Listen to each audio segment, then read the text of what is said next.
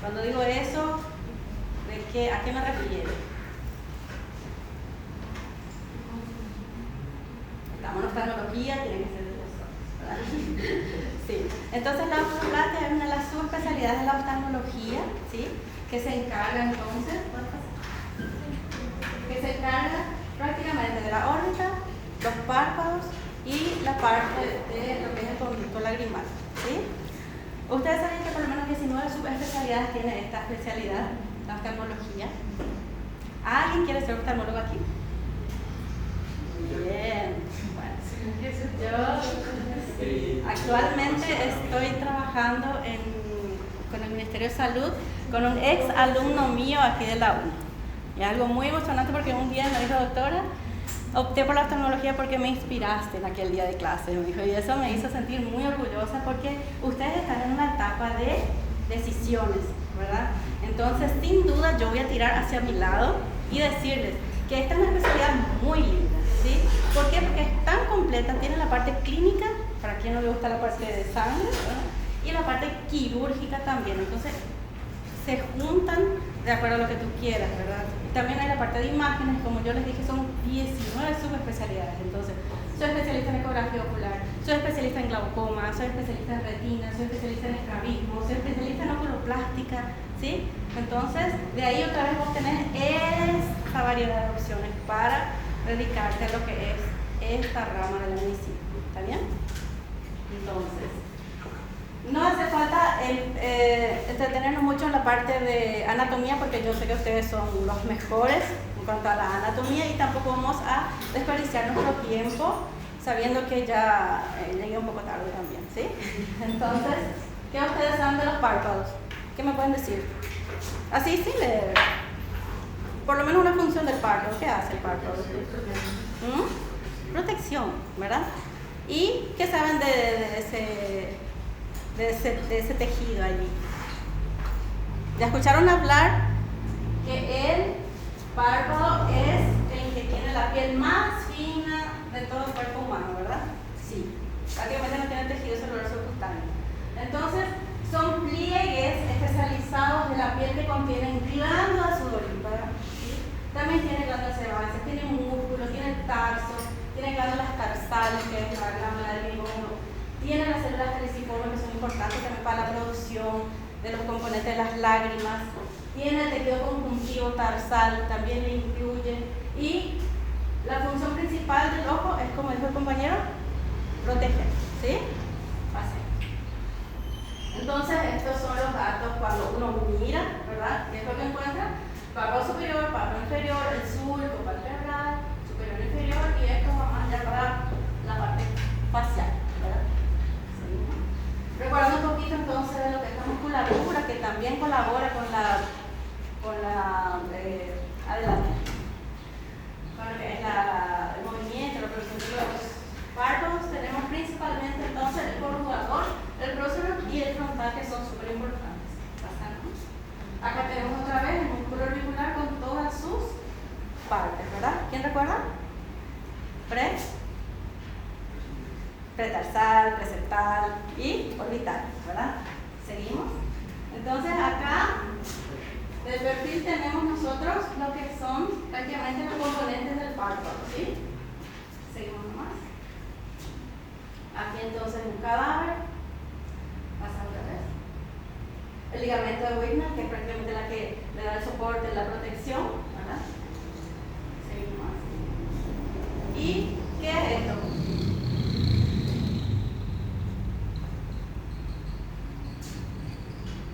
El famoso tarso, ¿verdad? ¿Qué contiene dentro? La glándula tarsal, ¿sí? Recuerden eso porque después vamos a hablar en las patologías de esta parte. Seguimos. Entonces, como dijimos, contiene células caliciformes, contiene músculo, contiene glándulas, contiene todo esto. Bueno, es todo, ¿verdad? Ahí está, ¿sí? Seguimos nomás. Pasar nomás. Párpado inferior, no es diferente, ¿sí?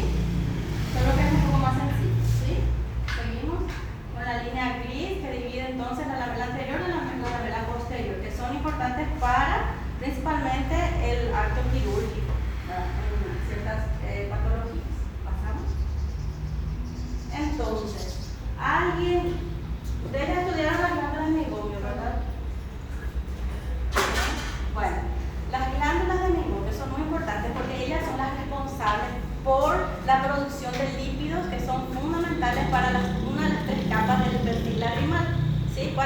capa de la lágrima. La porción lipídica, que es la que está encargada de la parte externa, la porción acuosa, que es la que prácticamente hidrata el globo ocular, y la porción de la mucina, ¿verdad? Entonces, cada parte de las lágrimas son producidas por glándulas diferentes, ¿sí? Entonces, la capa oleosa, la principal productora es la glándula de Meibomian, ¿sí? Nosotros tenemos aproximadamente 40-50 en la parte del párpado superior y por lo menos 30-40 en el párpado inferior. ¿Se dan cuenta que ellas están dispuestas de forma, ¿decir esto? Vertical, ¿sí? Y cada uno tiene su orificio de salida en el margen palpebral, tanto superior como inferior, ¿okay? Y el sistema lagrimal, que ustedes recuerdan que está el sistema secretor y el sistema excretor, ¿verdad? El sistema secretor básicamente es producido está formado, es decir, así, por la glándula lagrimal principal, ¿sí?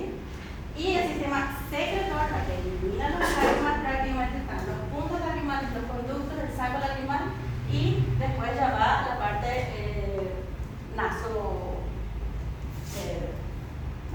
¿verdad? Seguimos. Y lo más importante que debemos recordar en la parte de las arterias es que son prácticamente nutridas por ramas de la arteria, tanto carótida externa como la carótida interna, ¿sí? Acá tenemos la arteria facial que pasa prácticamente toda la fase, y cuando llega a esta parte de la nariz se llama arteria angular, súper bien. Y la arteria carótida interna que da sus ramos, y es súper importante saber que ellas se anastomosan entre sí, principalmente en el lado temporal y en el lado nasal, ¿verdad?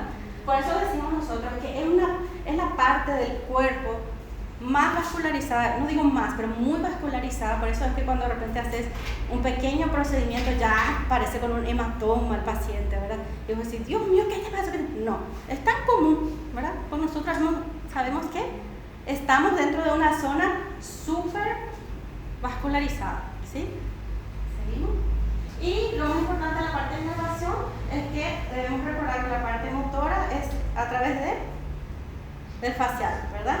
Y los principales prácticamente son el bucal, sigmomático y el temporal. Y la parte sensitiva, ¿por cuál nervio es? Excelente. Seguimos. Ahora vamos a entrar a la patología. Ya recordamos un poquito de cómo es, ¿verdad? Ya nos posicionamos, ya nos ubicamos con la anatomía, ¿sí?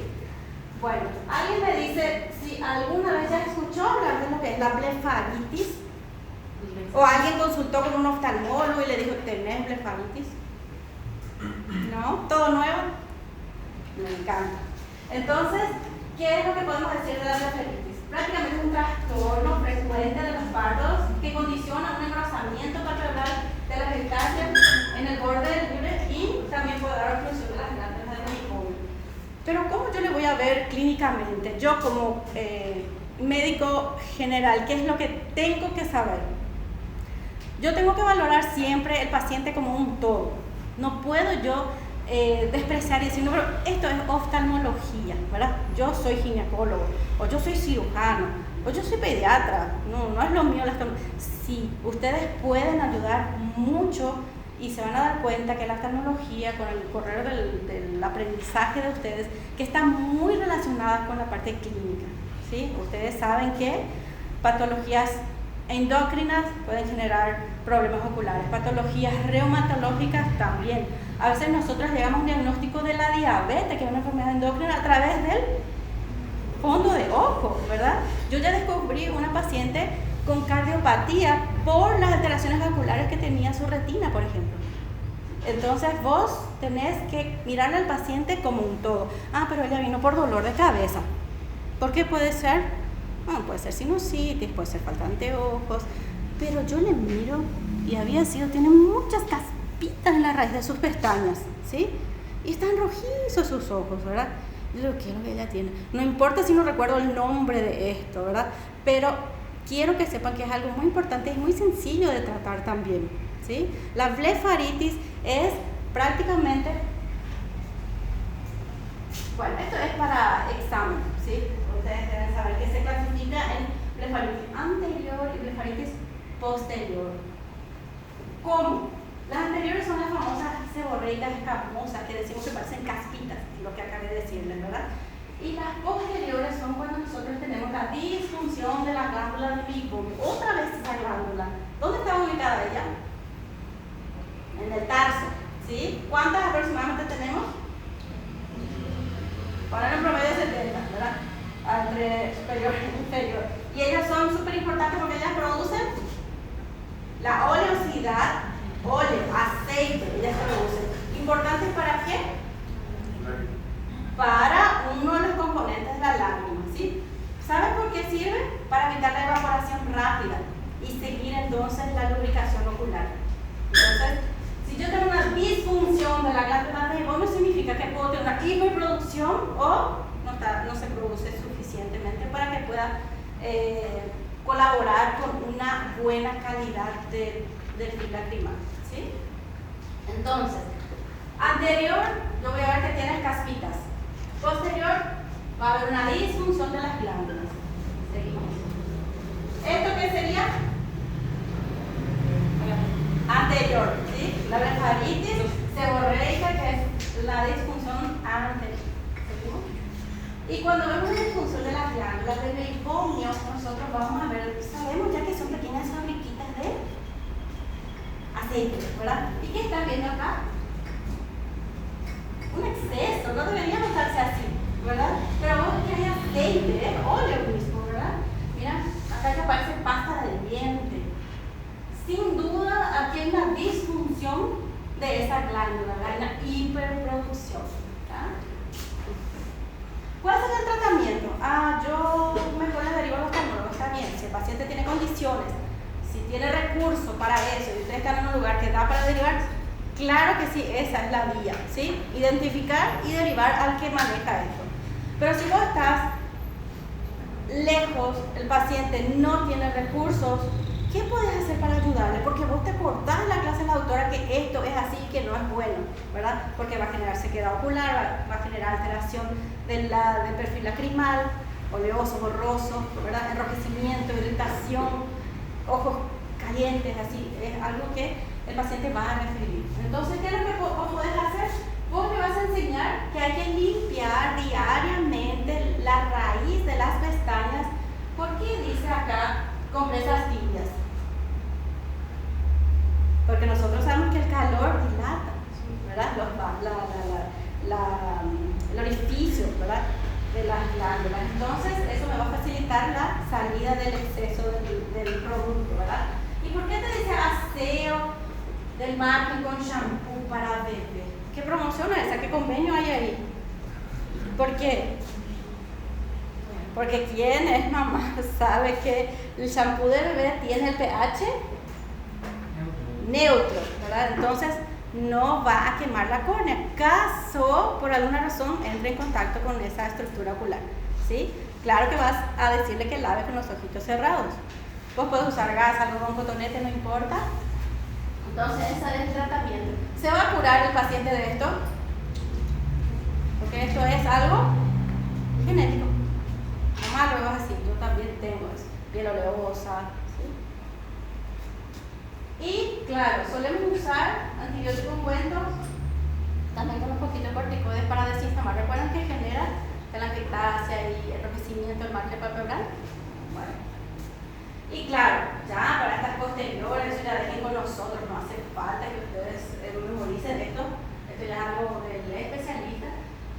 Hay en algunos casos que nosotros usamos ya tratamiento bioral, ¿sí? Seguimos. ¿Todo bien con la blefaritis? ¿Sí?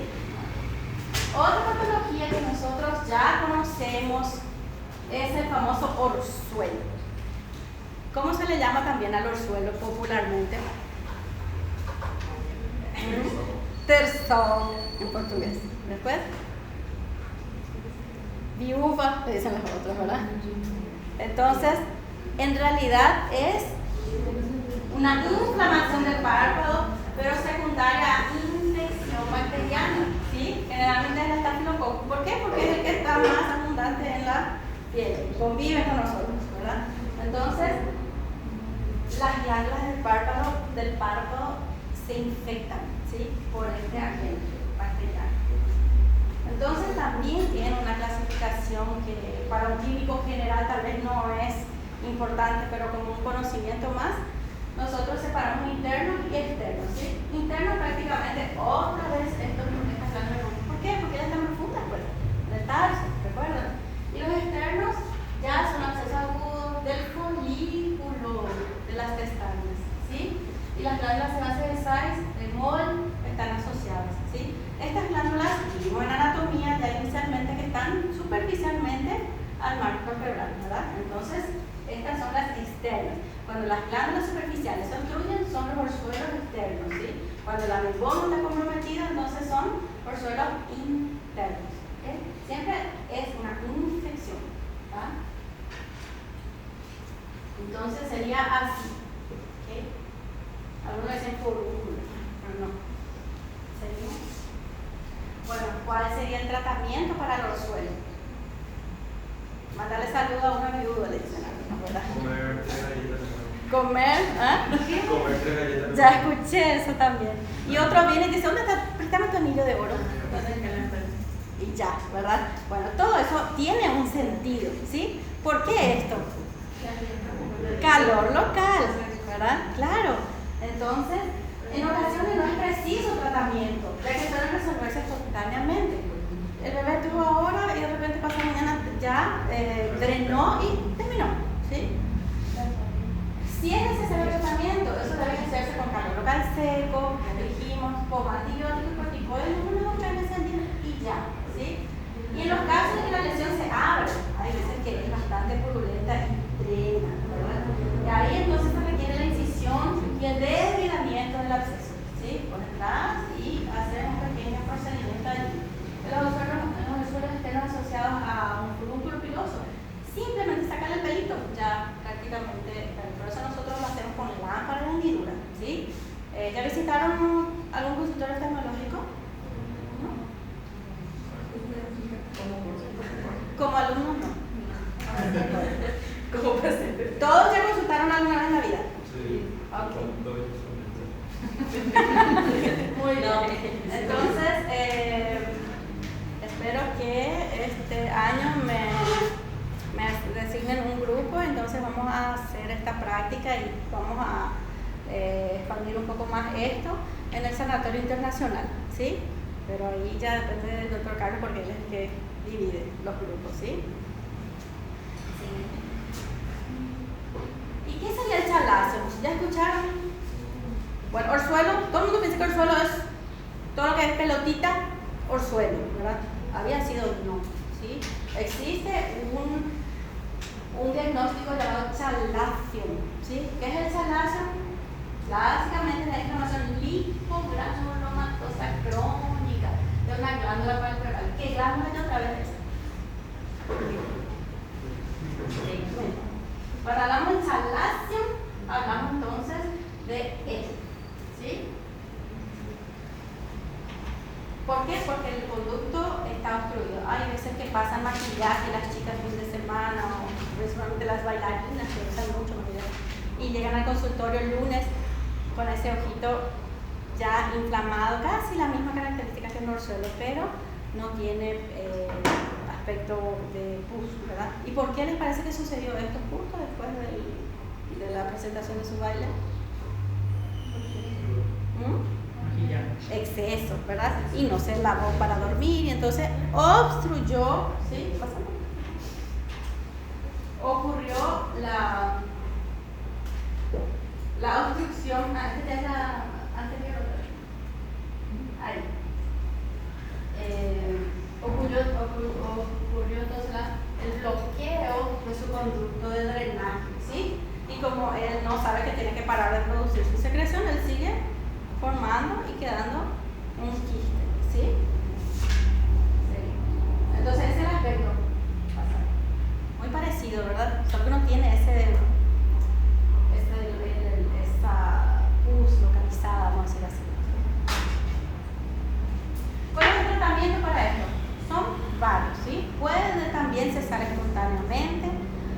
Tenemos que siempre darle una chance. Yo suelo esperar por lo menos 30 días después del inicio para decidir drenar o no quirúrgicamente, ¿sí? Dale el tiempo, el cuerpo puede reaccionar y cesar espontáneamente, ¿sí? Pero en algunos casos, cuando no ocurre eso, después de un mes y ya no, y el paciente estéticamente ya no le favorece, entonces nosotros podemos recurrir a estos tratamientos. Uno de ellos es la inyección de la triamcinolona, para que es un corticoide en la conjuntiva en la zona de la lesión, ¿sí? Y esperar que suceda. El más común, lo que más hacemos es la extirpación quirúrgica, porque el paciente no tiene paciencia, dice que es horrible, quítame por favor. Entonces ya recurrimos para la extirpación quirúrgica de la lesión, ¿sí?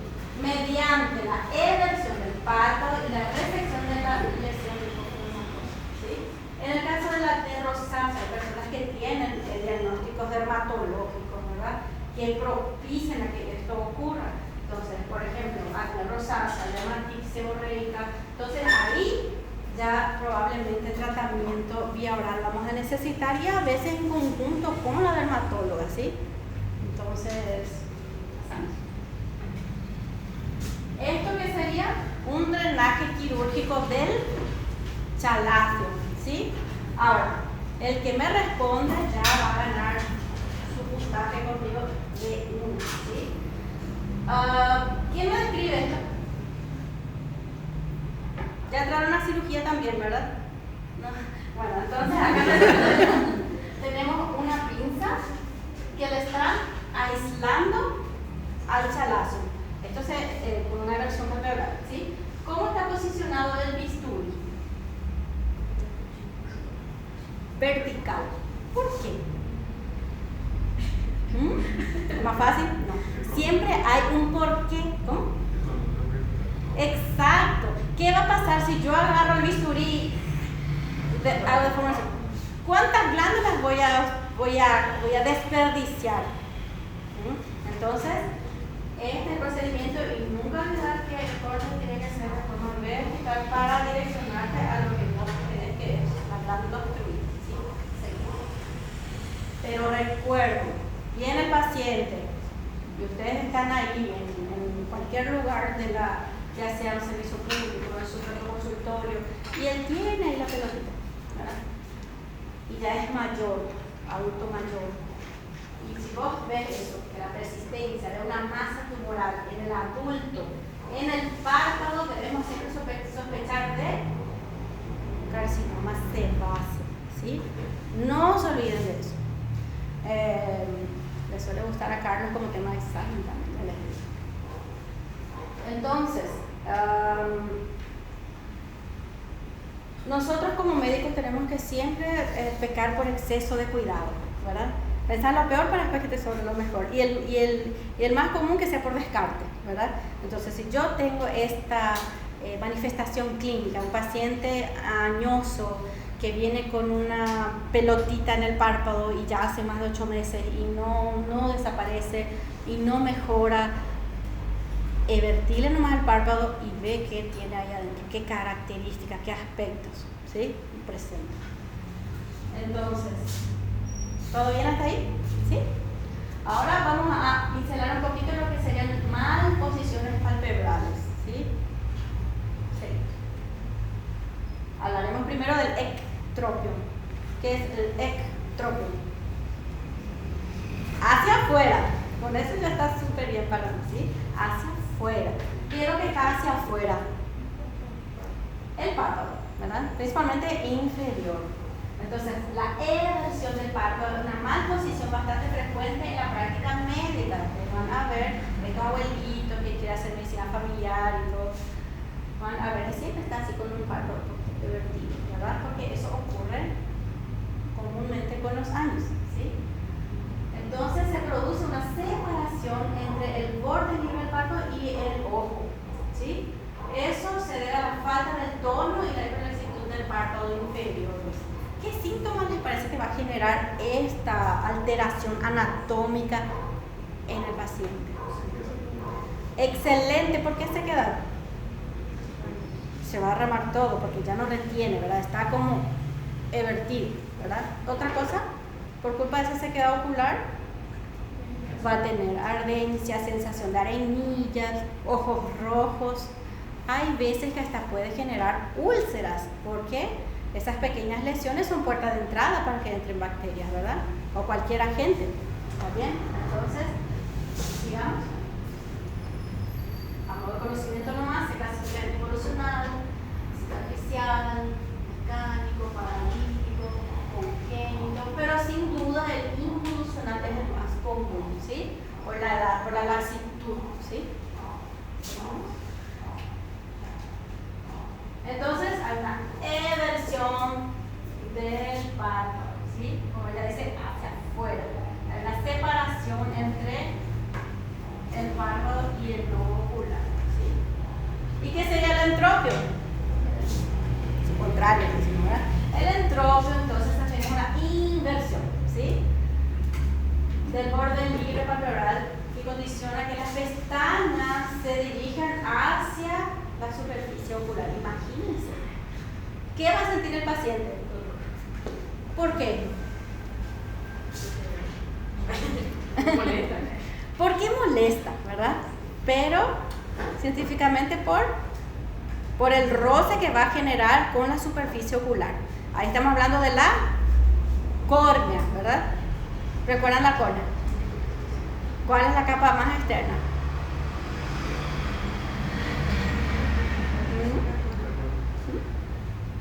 ¿Cómo? Sí, está bien. Bueno, ¿cuántas capas tiene la córnea? Son 5 y la sexta fue descubierta en 2013, que es por la capa DUA. Bueno, pero hasta ahora la literatura, 5, me dicen, ¿verdad? Epitelio, membrana de Bowman, estroma, Descemet y endotelio, ¿verdad? Entonces, el epitelio, por suerte, es la capa que se puede regenerar. Pero cuando ella sale, nosotros decimos desepiteliza. Hay una desepitelización corneal. ¿Y qué va a pasar ahí? Las fibras nerviosas van a estar todas expuestas, ¿verdad? Entonces, nosotros sabemos que el ojo, principalmente la córnea, es la estructura más inervada, más sensible del cuerpo humano. Es 400 veces más sensible. Por eso cualquier cosita que vaya al ojo ya prácticamente está incapacitado, ¿verdad? Porque el dolor es muy fuerte y molesta mucho. Entonces, ¿cómo actúan? Pásame, por favor. Se clasifica prácticamente parecido, ¿verdad? ¿Cómo actúan estos pelitos cada vez que ella parpadea? Como un cuerpo extraño rozando continuamente. ¿Cuántas veces por segundo nosotros debemos parpadear? O sea, que cada cuántos segundos necesitamos parpadear. ¿Sabían que cada 3 segundos? Imagínense en un día cuánto trauma para esta pobre córnea, ¿verdad? Entonces, ustedes, vino por dolor de cabeza y vos ves eso, vos le vas a dejar así. Por favor, orientale, guiale y decirle que esto tiene solución, ¿sí? ¿Y qué sería la triquiasis?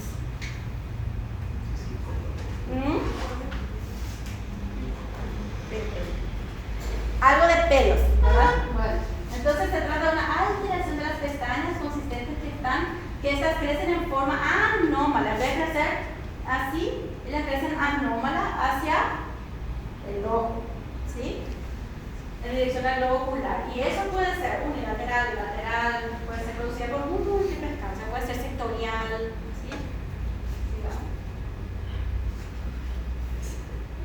¿Pasa? Entonces, ahora hablamos de la distriquiasis, ¿sí? ¿Ves? Crecen para adentro, ¿tá? En el margen que corresponde, ¿sí? Ahora, la distriquiasis, que es un diagnóstico diferencial de la triquiasis, se trata de un trastorno congénito infrecuente, por supuesto, que produce la aparición de una segunda línea. Está la línea correcta, pero hay otra línea de pelos. Por suerte, son finitas, aberrantes, una menor longitud, frágiles. Puede producir a veces irritación, a veces ni el paciente se da cuenta, ¿sí? Entonces sería más o menos así. Acá están las pestañas, donde deben de estar, ¿sí?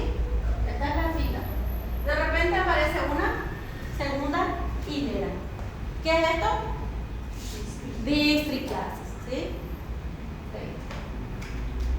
Bueno, ahora haremos un poquito la ptosis palpebral. ¿Qué es la ptosis? O blefaroptosis o ptosis palpebral, que es lo mismo. Párpado caído. Muy bien, ustedes también van a ver mucho eso en cualquier especialidad. Entonces, ustedes tienen que ser el guía para nosotros. Tienen que tener un dato súper importante aquí. ¿Tá? Entonces, ¿qué sería la ptosis? Donde el borde palpebral superior está situado por debajo de la posición normal. ¿Sí? ¿Hasta cuántos milímetros más o menos tiene? Ustedes ya se miraron al espejo y vieron que el párpado tapa el limbo un poquito más abajo, ¿verdad? Más o menos 2 milímetros. Ese es normal. Si yo tengo un paciente, imagínate qué importante es recordar eso, y le miro, ¿verdad? Ya está cansada. Y le miro y veo que ella tiene un párpado que no está tapando ni siquiera el limbo. ¿Recuerdan el limbo, verdad? Es la transición esclerocorneal. Entonces yo me doy cuenta que apenas por el limbo está su párpado. ¿Eso es normal? No, tiene que tapar un poquito. ¿En qué yo voy a pensar si veo un paciente así? Con una retracción palpebral, que es lo que llamamos. Excelente, patologías tiroideas, ¿sí? Entonces, ¿cuántas veces llegan al consultorio y me dicen, siento la seco, doctora, ni sabe?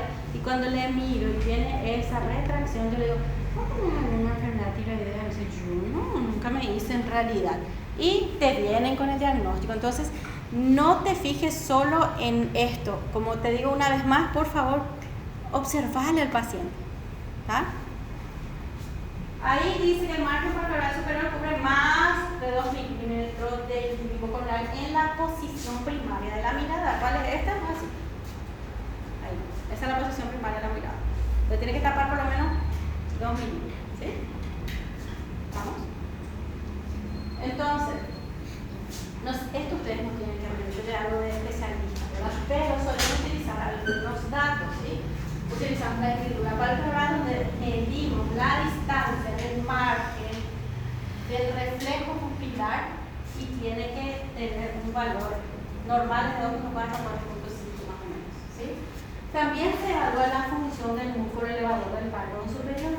Se usa también si el fenómeno está presente y hacemos también el test de la fenilefrina para evaluar y clasificar y en base a eso determinar la técnica quirúrgica que vamos a utilizar para esto, ¿sí?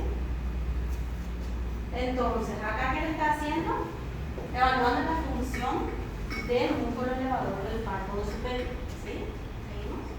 Y aquí es la función, como les dije, la distancia del margen con el reflejo pupilar, ¿sí? Esto, ¿sí? ¿Qué les parece? Cuanto menor, más ptosis, ¿verdad? Entonces se clasifican miogénicas, neuróticas, neurogénicas, también mecánicas o traumáticas. Con un golpe, bueno, se sonó el elevador y ahí ya la caída, ¿verdad? Siempre tiene una historia, un antecedente de trauma. Ahora tenés que pensar, por culpa de eso, y va a ser sangrado. El principal, sin duda, es la aponeurótica, que es también por la exactitud de las estructuras que sostienen. ¿Okay? Así. ¿Todo bien hasta ahí? ¿Sí? También necesitamos tener una noción de lo que son las patologías tumorales, ¿verdad? Claro que existen varias patologías benignas, ¿sí? Pero yo, ¿qué quiero de ustedes?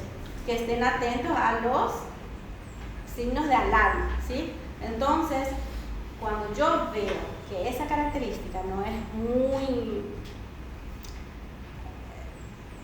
benigna y tiene ese aspecto, ¿no?, de malignidad, tengo que recordar principalmente estos cuatro tumores cerebrales, ¿sí? Hablemos entonces del carcinoma vasocelular. Ustedes ya tuvieron dermatología, recuerdan, ¿sí? ¿Cómo es el vaso celular? Es liso, medio violáceo, ¿verdad? Es muy típico, ¿verdad? Pero él tiene varios tipos, puede ser nodular, ulcerativo, fluorescente, ¿verdad? Pero se sabe que por lo menos el 60% ocurre en el párpado inferior, ¿sí? Y entre todo esto, el canto lateral es el menos frecuente, ¿verdad? Es el crecimiento lento, por suerte, ¿sí? Y representa entre 70 y 96% de los tumores palpebrales malignos, o sea que es el más frecuente de los tumores, ¿está bien? No metastatizan, ¿sí? Importante. Pero no es por eso que le voy a decir, bueno, tranquilo, vamos a dejar ahí. Siempre derivar el paciente con el profesional indicado, ¿sí? Ah, pero ella vino solamente porque tiene un sangrado irregular cada mes. Igual, vos observaste, es tu responsabilidad, es tu obligación, tal vez la única oportunidad que ese paciente tiene para que alguien diga que esto no está bien ahí y se le ayuda entonces a llegar a una conducta que para él va a ser un beneficio, ¿está bien? Y el espino celular, por suerte, 2 a 5% de los tumores palpebrales malignos. ¿Por qué digo por suerte? Porque este tipo de cáncer es muy agresivo, grande potencial en base prioritaria, metastatiza, esta puede llevar a la muerte, ¿sí? Es feo. Sigamos. Y el carcinoma sebáceo. Yo ya leí eso en algún lado de la clase de hoy, ¿verdad? Carcinoma sebáceo. ¿Dónde fue?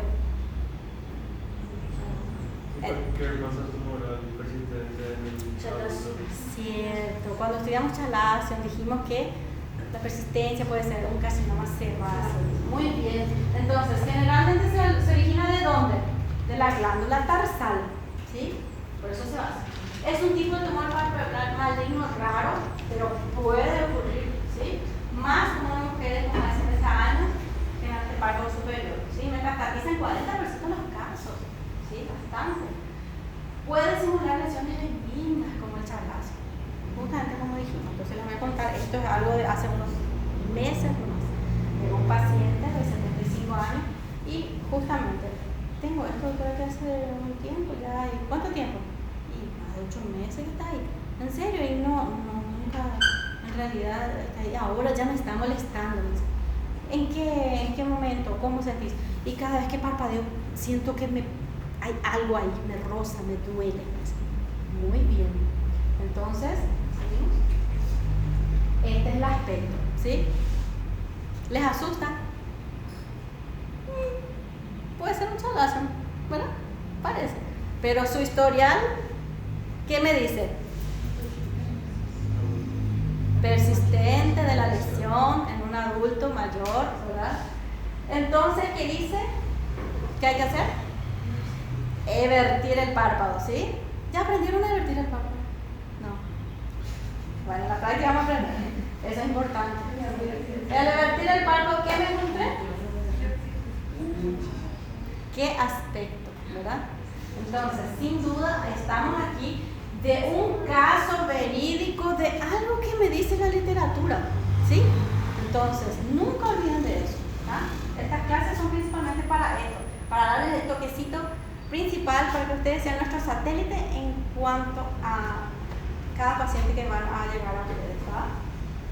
Entonces, no podemos dejar de hablar del melanoma maligno. Bueno, pero el melanoma ya es maligno, pero igual le dicen así. El melanoma representa menos del 1% de los tumores palpebrales malignos. Condiciones de alerta, ¿cuáles serían? Nevos con aparición reciente. Entonces, cuando van los pacientes al oftalmólogo, yo veo un nevo y digo, ¿qué siempre tuviste desde pequeño, desde que naciste? ¿Está con esto? No hace unos meses nomás, en serio. Bueno, y ahí también tenés que ver, aumenta la pigmentación persistente. Y no, era así, doctora, ahora está más marrón. En serio. Y hay veces que podemos tener pérdida de pestañas también. Entonces, ante la sospecha clínica, siempre aplicarle la regla ABC, ¿verdad? Eso ya también no es común que se lo dieron ya en dermato, ¿verdad? La asimetría, la irregularidad, la variación de color y el diámetro. ¿Ah? Entonces, esto es un caso de melanoma. ¿Ok? ¿Hasta ahí? ¿Tumores? ¿No está cansado? ¿Podemos seguir? Ahora entonces, para cerrar la charla, vamos a hablar un poquito de tumores, de traumas, ¿verdad? ¿Alguien ya hace guardia? ¿Ah? Sí. llegó un paciente de politrauma en sus guardias, ¿sí? ¿Tuvo alteración de párpado? ¿No? Bueno, generalmente cuando son politraumas vienen y vos no sabes por dónde empezar, ¿verdad? Entonces nosotros queremos siempre es, ¿sí? Se hace un examen general, identificar las lesiones. Bueno, esto quedó ahora esperar que mejoren las condiciones. Vamos a remover el cuerpo cráneo si es que hay que reponer el tejido, no resecar o descartar los tejidos y tal vez frenar la reconstrucción definitiva. O lo que tenés que hacer en ese momento hay que hacerlo ya. Vamos a esperar que se enfríe el ojo y programamos lo que hay que hacer, ¿sí? Entonces a ustedes lo que les toca es observar las heridas y derivar, ¿ya? Este dato es súper importante. La agudeza visual es el factor pronóstico más importante en el ojo traumatizado, ¿sí? ¿Ya vieron clase de trauma? Bueno, tema de examen, me encanta, Carlos. Entonces, la presión puedo medir, sí. Fondo de ojo le voy a hacer, pero ¿cuál es el que me va a determinar si está mejorando? Le vi ayer y hoy le veo. ¿Cómo yo voy a decir, este paciente mejoró? Fundamental entonces la agudeza visual, porque él es el que me va a determinar, ¿sí?, el factor pronóstico del ojo politraumatizado, ¿vale? Entonces ahí, para que no se empaten mucho, blanco y negro, antes de que pueda ver sangre, o acá no, ¿verdad? Acá somos todos medios. Seguimos. Y los principios básicos, ¿verdad? Paciencia y cuidado del manejo, preparación inmediata, eso todo van a ver con el cambio también, ¿sí? La herida tiene que limpiar bien, ¿sí? Evitar curativo compresivo, hay gente que le pone luego la cabeza y recuerden que pueden tener un compresivo ahí, ¿verdad? Y eso puede dar además atrofia del nervio óptico también, ¿sí? Por llegar a un punto